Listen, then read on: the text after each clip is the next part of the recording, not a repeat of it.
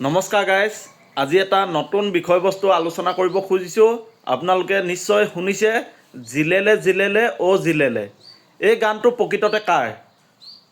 BJP নেতা তথা অসমৰ জনপ্ৰিয় গায়ক হিমান্ত শেখৰে এই গানটো তেখেতৰ বুলি দাবী কৰে আৰু গানটো তেওঁ কণ্ঠদান কৰিছে।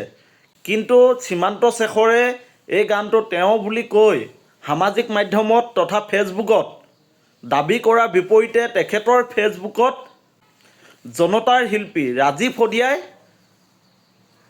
কমেণ্ট কৰিছিল আৰু সেই বিষয়বস্তুবোৰ এতিয়া চৰ্চাত আহি পৰিছে।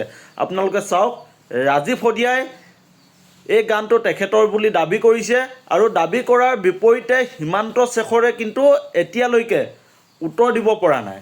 গতিকে হিমান্ত শেখৰে গান চুৰি কৰে নেকি, এই অভিযোগ উঠিছে।